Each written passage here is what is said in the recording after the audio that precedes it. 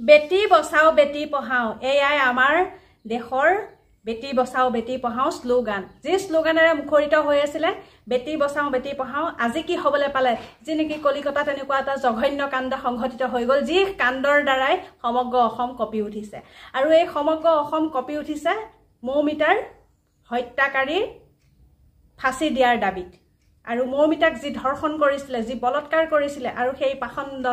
নৰপিশাচ কেইটাক আনি পেলাই আজি ফাঁচি কিয় দিব পৰা নাই আমাৰ প্ৰধানমন্ত্ৰীয়ে শ্লোগান দি থাকে বেটি বচাও বেটি পঢ়াও কিন্তু বেটিক বচাবলৈ বেটিক পঢ়াবলৈ দূৰলৈ নিবলৈ এতিয়া চিন্তা হৈ গ'ল নিজৰ যি নেকি কন্যা সন্তান থাকাৰ পিছত এতিয়া ক'ত কেনেকৈ পঢ়ুৱাম সেইটো চিন্তা হৈ গ'ল কাৰণ ভালকৈ পঢ়ুৱাবলৈও ভয় আজিকালি এনেকুৱা নৰপিশাচ কিছুমানৰ কাৰণে আৰু এই নৰপিশাচবোৰ যদি এনেকৈ জন্ম হৈ গৈ থাকে কিন্তু আৰু ভৱিষ্যতে আৰু ডাঙৰ বিপদ আহি যাব সেই গতিকে আমাৰ নিজৰ ল'ৰা ছোৱালী সুৰক্ষাৰ কাৰণে আজি আপোনালোকৰ আগত ক'বলৈ বাধ্য হৈছোঁ যে এনেকুৱা এখন সমাজত আমি বাস কৰিছোঁ এনেকুৱা এখন দেশত বাস কৰিছোঁ যিখন দেশে নেকি আমাক সুৰক্ষা দিব পৰা নাই নাৰী সুৰক্ষা নাইকিয়া হৈ গৈছে আৰু এই নাৰী সুৰক্ষাৰ ক্ষেত্ৰত সকলো আজি প্ৰতিবাদত নামি পৰিছে আৰু কোনে জানিছিলে কোনে ভাবিছিলে যে এনেকুৱা এজনী ছোৱালী পঢ়িবলৈ যোৱাৰ ক্ষেত্ৰত যি নেকি চিকিৎসাৰ ক্ষেত্ৰত পঢ়িবলৈ গৈছিলে চিকিৎসা ক্ষেত্ৰখনত আৰু চিকিৎসাৰ পঢ়িবলৈ যোৱাৰ পিছত যে এনেকুৱা এটা দুৰ্গতি হ'ব কোনোবাই ভাবিছিল জানো কোনেও ভবা নাছিলে কিন্তু আজি তাইক সেই নৰপিশাচকেইটাই শেষ কৰি পেলালে আৰু তিলকৈ মাৰি পেলালে অতকেইটা দাঁতৰ কামোৰত তাই চাগে কেনেদৰে চিঞৰিছিল সেইটো এবাৰ আপুনি মই ভাবি চাওকচোন সেই নৰপিশাচকেইটাৰ অকণো দুখ নাই লগা সেই সময়কণত নিজৰ মাতৃ নিজৰ ভগ্নীলেও অকণ মনত নপৰিলে আৰু এনেকুৱা নৰপিশাচ আমাৰ পৃথিৱীত থকাতকৈ নথকাই ভাল আৰু এনেকুৱা সন্তান জন্ম দিয়াতকৈ মাক বাপেকে সৰুতেই মাৰি পেলাব লাগিছিলে যি নেকি সেই সন্তান জন্ম দিছিলে ভৱিষ্যতে ভাল মানুহ হ'ব ভাল ডাঙৰ কাম কৰিব নিজৰ পুতেক হ'ব ল'ৰা সন্তান জন্ম দিছোঁ গৰ্ব কৰিছিলে যে ল'ৰা সন্তানে সকলোখিনি ল'ৰা সন্তান হ'লেই সকলো সুখৰ হ'ব কিন্তু আজি কি হৈ গ'ল সেই ল'ৰা সন্তানেই কি কৰি পেলালে এই এজনী তিলকৈ ছোৱালী মাৰি পেলালে আৰু আজি আমাৰ সমাজখনত ন্যায় ব্যৱস্থা নাইকিয়া হৈ গৈছে যি নেকি মমতা বেনাৰ্জীয়ে এতিয়া ন্যায় দিব পৰা নাই কিয় ন্যায় দিব পৰা নাই যদি দোষী সিহঁতি হয় সিহঁতক আনি পেলাই ভালকৈ ফাঁচি দিয়াৰ সিহঁতৰ দায়িত্ব ফাঁচি দি দিলেই সকলো শেষ কিন্তু ফাঁচি নিদি পেলাই আজি যেনেকৈ এটাকৈ দোষী সাৰি যাব পাৰিছে তেনেকৈ সেইকাৰণেই সকলো দোষীয়ে আজিকালি চল পাবলৈ ধৰিছে কিন্তু আজি মোৰ ছোৱালীজনী বা বেলেগ এজনী ছোৱালীক তেনেকৈ যিদৰে ঘৰত মাক বাপেকে ভালদৰে প্ৰতিপালন কৰি পঢ়ুৱাই শুনাই ডাঙৰ কৰিম বুলি ভাবিছে কিন্তু সেই আজি এই জঘন্য কাণ্ডটো দেখাৰ পিছত কাৰোবাৰ মন যাবনে এনেকৈ পঠিয়াবলৈ এনেকৈ অঁতৰাই পেলাই ৰাখিবলৈ সেই সময়ত নিজৰ মাক বাপেকৰ বুকু কঁপি উঠিব কিন্তু আজি কি হৈ গৈছে এনেকুৱা নৰখাদকবোৰৰ কাৰণে অত্যাচাৰৰ বলি হ'ব লগা হৈছে নাৰীৰ জাতিটো আৰু সকলোৱে কয় নাৰীক সন্মান কৰিব লাগে কিন্তু আজি নাৰীক সন্মান কৰাৰ উপৰি কি হৈ গ'ল যিহেন কলিকতাহেন জেগাত দেৱীৰ পূজা কৰা দুৰ্গা পূজাৰ এটা মহত্বপূৰ্ণ গুণ আছে আৰু সেই তাতেই আজি নাৰীৰ এনেকুৱা এটা পৰিস্থিতি হ'বলৈ পালে এয়া কাৰ কাৰণে হৈছে জানেনে এয়া আজিকালি দোষীক শাস্তি দিব পৰা নাই সেই দোষীক শাস্তি নিদিয়াৰ কাৰণে এনেকুৱা এটা ঘটনা ঘটিবলৈ আজি পাইছে আৰু এই দোষীক যদি শাস্তি দি পেলাই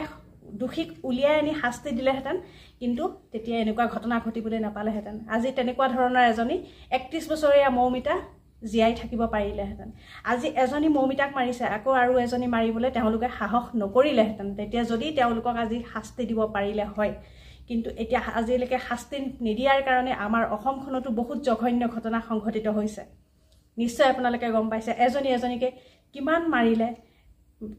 মেডিয়া কেমেৰাত দেখাবোৰহে দেখিছে নেদেখাবোৰতো আছেই সেইবোৰতো কোনেও ক'বলৈ যোৱা নাই কিছুমানে ভয়ত নোকোৱা হৈ গৈছে কাৰণ মেডিয়াৰ ওচৰত ওলাবলৈ বহুত মানুহে ভয় কৰে কিন্তু সেইকাৰণে কৈছোঁ আপোনালোকক যে আমাৰ সমাজখনত সমাজ ব্যৱস্থাটো অটল নহয় কাৰণে আজি এনেকুৱা এটা চান্স লৈছে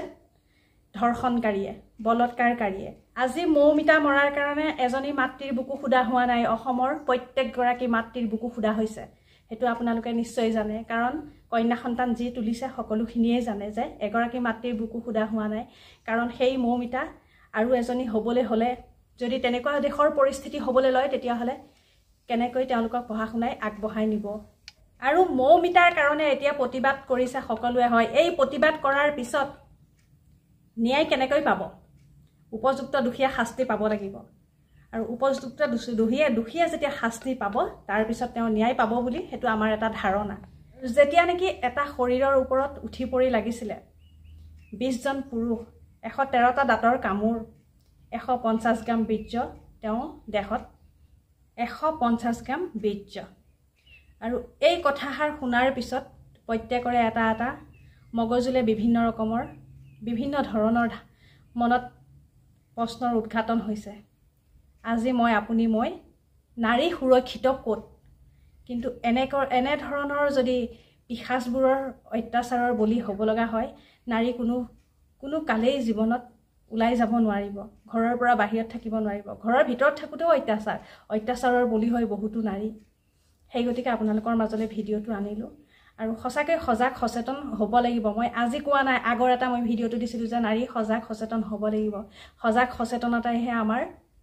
বিবেক বুদ্ধিবোৰ ঠিক হ'ব লাগিব, তেতিয়াহে আমাৰ উন্নতি কৰিব পাৰিম। আৰু সকলো এতিয়া ওলাই আহিবৰ হ'ল, যিহেতু এনেকুৱা ধৰণৰ পৰিস্থিতি যদি আৰু হ'বলৈ হয়, সকলো ওলাই আহিবৰ হ'ল আৰু এনেকুৱা পৰিস্থিতি নহওক। আৰু আকৌ এজনী মৌমিতাৰ জন্ম হওক, 31 বছৰীয়া যিজনী মৌমিতা আছিল সেই মৌমিতাৰ আকৌ জন্ম হওক আৰু দোষীয়ে শাস্তি পাওক।